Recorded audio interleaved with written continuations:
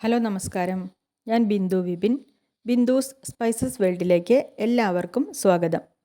ഇന്ന് ഞാൻ നിങ്ങൾക്ക് കാണിച്ചു തരുന്നത് ബിദറിലുള്ള ഒരു ഗുരുദ്വാരയാണ്. ഇന്ത്യയിലെ രണ്ടാമത്തെ വലിയ ഗുരുദ്വാരയാണിത്. ഗുരു നാനാക്ക് ജീര സാഹിബ് ഗുരുദ്വാര. ഗുരുദ്വാരയിലെ കാഴ്ചകൾ നിങ്ങൾക്ക് ഇഷ്ടപ്പെടുകയാണെങ്കിൽ എൻ്റെ വീഡിയോ ലൈക്ക് ചെയ്യാനും ഷെയർ ചെയ്യാനും മറക്കരുതേ. പിന്നെ എൻ്റെ വീഡിയോ സബ്സ്ക്രൈബ് ചെയ്യാതെ കാണുന്ന കൂട്ടുകാരുണ്ടെങ്കിൽ സബ്സ്ക്രൈബ് ചെയ്ത് കൂട്ടാകണേ. ബെൽ ബട്ടൺ പ്രസ് ചെയ്ത് ഓൾ എന്ന ഓപ്ഷൻ കൊടുക്കാനും മറന്നു പോകരുത് കേട്ടോ. അപ്പോൾ നമുക്ക് വീഡിയോയിലേക്ക് കിടക്കാം. പാപനാശ് ശിവ ടെമ്പിളിലെ ദർശനത്തിന് ശേഷമാണ് ഞങ്ങൾ ഗുരുദ്വാരയിലേക്ക് പോയത്.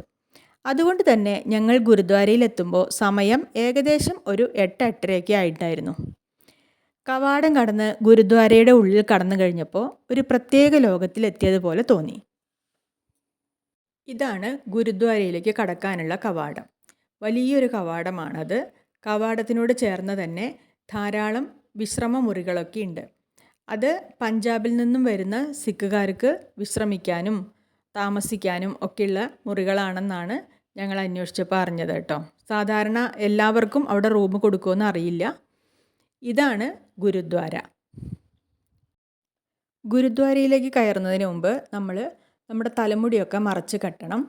സ്ത്രീകൾക്കാവുമ്പോൾ ഷോൾ എടുത്തിട്ട് തല മറച്ചാൽ മതി. പുരുഷന്മാർക്കാണെങ്കിൽ ഒന്നുകിൽ ടവല് തലയിൽ കെട്ടാം, അല്ലെങ്കിൽ ഇതുപോലെ തലയിൽ കെട്ടാനുള്ള ഈ തൊപ്പി പോലത്തെ സാധനം നമുക്കവിടെ വാങ്ങിക്കാൻ കിട്ടും. ഞങ്ങളത് വാങ്ങിക്കുകയാണ് ചെയ്തത്. ഇത് ഉണ്ണിയാണ്. ജിഞ്ചുവിൻ്റെ മൂത്ത മോനാണ് ഉണ്ണി. പിന്നെ ഇത് നമ്മുടെ കിച്ചൂട്ടനാണ്. എൻ്റെ കഴിഞ്ഞ വീഡിയോ കണ്ട എല്ലാവർക്കും കിച്ചുവിനെ അറിയാം. ഇത് വിബിച്ചേട്ടൻ്റെ അമ്മാവനാണ്.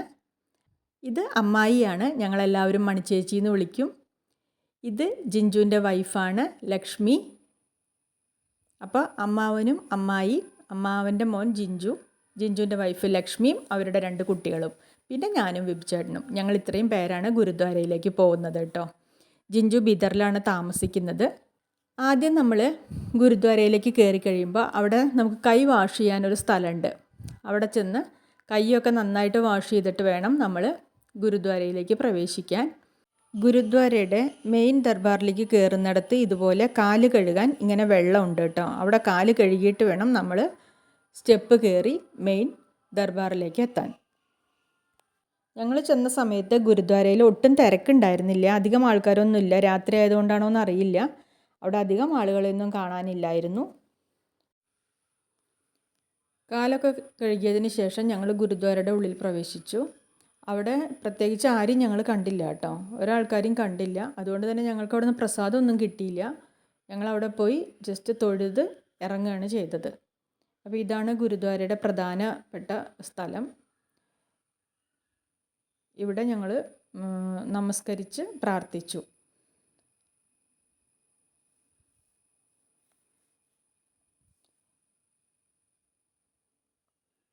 ഇത് പ്രധാനപ്പെട്ട ഒരു സ്ഥലമായതുകൊണ്ട് തന്നെ അധികം വിശദമായ വീഡിയോ ഒന്നും ഞങ്ങൾ ഇവിടുന്ന് എടുത്തിട്ടില്ല കേട്ടോ. ഇവിടെ തന്നെ ഇതിൻ്റെ ചുമരിൽ ഒരു ചിത്രമുണ്ട്.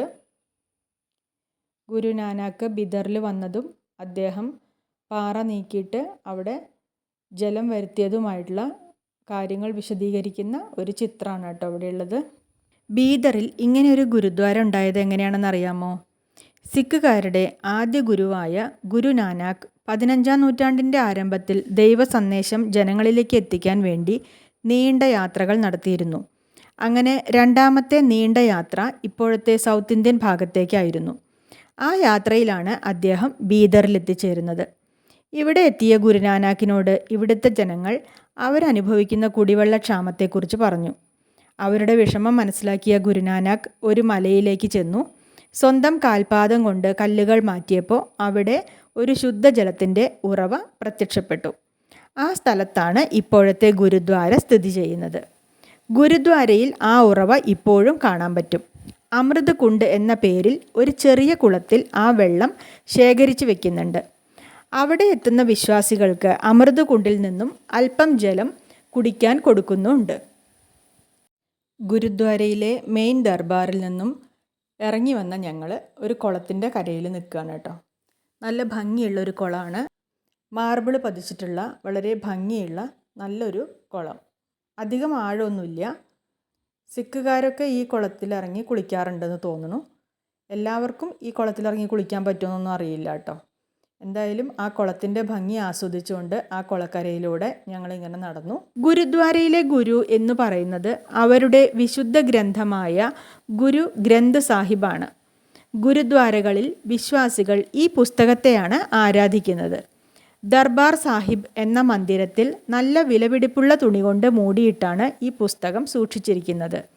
നമ്മളും ഗുരുദ്വാരയിലെത്തി ഈ പുസ്തകത്തെ വണങ്ങി പ്രാർത്ഥിച്ചു. ദർബാർ സാഹിബിലെ പ്രാർത്ഥനയ്ക്ക് ശേഷം ഞങ്ങൾ അമൃത് കുണ്ട് കാണാനാണ് പോകുന്നത്. അത് കാണാൻ വേണ്ടി ഞങ്ങളിങ്ങനെ കുളത്തിൻ്റെ കരയിലൂടെ കുളം പ്രദക്ഷിണം വെച്ച് ഇങ്ങനെ പോവുകയാണ് കേട്ടോ. ഞങ്ങൾ അമൃത് കുണ്ടിലേക്ക് പോവുകയാണ്. അവിടെയാണ് ഗുരുനാനാക്ക് സ്വന്തം കാൽപാദം കൊണ്ട് കല്ല് തള്ളി മാറ്റി ഉണ്ടാക്കിയ ഉറവ. അതിപ്പോഴും അവിടെ സൂക്ഷിച്ചിട്ടുണ്ട്. അതിൽ നിന്ന് നമുക്ക് കുറച്ച് വെള്ളവും അവർ തരും കേട്ടോ. പക്ഷേ അവിടെ ക്യാമറ റെസ്ട്രിക്റ്റഡ് ആണ്. അതുകൊണ്ട് തന്നെ അതിൻ്റെ ഉള്ളിലത്തെ വീഡിയോ ഒന്നും നമുക്ക് എടുക്കാൻ പറ്റിയിട്ടില്ല. പുറത്തുനിന്നുള്ള ചെറിയൊരു ദൃശ്യം മാത്രമാണ് കിട്ടിയത് കേട്ടോ. അതിൻ്റെ ഉള്ളിൽ പോയിട്ട് ആ ഉറവയും അതുപോലെ അവിടുന്ന് വെള്ളം കുടിക്കുന്നതൊന്നും എടുക്കാൻ പറ്റിയിട്ടില്ല. അതിനുശേഷം ഞങ്ങൾ ലങ്കാർ കഴിക്കാൻ വേണ്ടി വന്നതാണ്. ഇവിടുത്തെ ഒരുപാട് ആളുകൾ അതിനുള്ളിൽ ഇരുന്നിട്ട് ഭക്ഷണം കഴിക്കുന്നുണ്ട്. ഇവിടുത്തെ പ്രസാദമാണ്. അതിന് പറയുന്ന പേരാണ് ലങ്കാർ. ഇവിടെ 24 hours ഇങ്ങനെ ഭക്ഷണം കൊടുക്കുന്നുണ്ട്. എല്ലാം കഴിഞ്ഞ് ഞങ്ങൾ പുറത്തേക്ക് ഇറങ്ങി. ഞങ്ങളിതേ എല്ലാവരും ഇവിടെ ഇങ്ങനെ നിൽക്കുകയാണ്. ജിഞ്ചു വണ്ടി എടുക്കാൻ പോയിരിക്കുകയാണ്. അപ്പോൾ അതുകൊണ്ട് ഞങ്ങളിങ്ങനെ വെയിറ്റ് ചെയ്ത് നിൽക്കുകയാണ് കേട്ടോ ഇവിടെ. അപ്പം ഞങ്ങൾ ലങ്കാർ കഴിക്കണം എന്ന് വിചാരിച്ച് പോയെങ്കിലും അവിടുന്ന് ലങ്കാർ കഴിച്ചില്ല. അതുകൊണ്ട് ഞങ്ങൾ പുറത്ത് പോയിട്ട് ഫുഡ് കഴിക്കാനുള്ള ഒരു പ്ലാനിലാണ്. അങ്ങനെ ഞങ്ങളൊരു ഹോട്ടലിലേക്ക് വന്നു. ആ ഹോട്ടലിൻ്റെ പേര് ഉണ്ണിയും കിച്ചും ഭയങ്കര സന്തോഷത്തിലായിരുന്നു കേട്ടോ. ഇവർക്ക് ആ ഹോട്ടൽ മുന്നേ പരിചയമുണ്ട്. ഇവരിടയ്ക്ക് വരാറുണ്ട് അത്ര. അപ്പോൾ അതുകൊണ്ട് തന്നെ ആ ഹോട്ടൽ ഇവർക്ക് ഭയങ്കര ഇഷ്ടമുള്ളൊരു ഹോട്ടലായിരുന്നു. ആ ഹോട്ടലിൻ്റെ പണ്ടത്തെ പേര് വൈബ് എന്നാണ്. ഇപ്പോഴത്തെ പേര് മാസ്ചീഫ് സെലക്ട് എന്നാണ്. അപ്പോൾ അതാ ലക്ഷ്മിയും കിച്ചും കൂടി ഉള്ളിൽ പോയിട്ട് അന്വേഷിച്ചതാണ്. അപ്പോൾ അവരാണ് അവർ പറഞ്ഞത് കുറച്ച് സമയം വെയിറ്റ് ചെയ്യണം, അവിടെയൊക്കെ ഒന്ന് ക്ലീൻ ചെയ്യട്ടെ എന്ന് പറഞ്ഞു. അപ്പോൾ ആ സമയത്ത് ഞങ്ങൾ ഇങ്ങനെ പുറത്തേക്ക് ഇറങ്ങിയിട്ട് ലക്ഷ്മി ഞാനും ഉണ്ണിയും കൂടിയാണ് പുറത്തേക്ക് ഇറങ്ങിയത്. അപ്പോൾ ഞങ്ങളവിടെ പൂൾ ബാർ ഉണ്ട് പറഞ്ഞപ്പോൾ ജസ്റ്റ് അതൊന്ന് നോക്കാൻ വേണ്ടി പോയതാണ് കേട്ടോ. പൂളിൽ തന്നെയാണ് ബാറും. അപ്പോൾ ഞങ്ങളതൊന്ന് ജസ്റ്റ് എടുത്തുവെന്നേ ഉള്ളൂ. എടുത്തിട്ട് ഇങ്ങോട്ട് പോന്നു. പിന്നെ ഇവിടെ എല്ലാവരും വെയിറ്റിങ്ങിലാണ്. മണിച്ചേച്ചി ഇരിക്കുന്നുണ്ട്, ബിബിച്ചേട്ടനും ജിഞ്ചുവും ഇരിക്കുന്നുണ്ട്, അപ്പുറത്ത് അമ്മാവൻ ഇരിക്കുന്നുണ്ട്, പിന്നെ കുട്ടികളുണ്ട്, ലക്ഷ്മിയുണ്ട്. വീഡിയോ എടുത്തുകൊണ്ട് ഞാനും നിൽക്കുന്നുണ്ട് കേട്ടോ. എന്നെ കാണുന്നില്ല എന്നേ ഉള്ളൂ, ഞാനും ഉണ്ട് അവിടെ.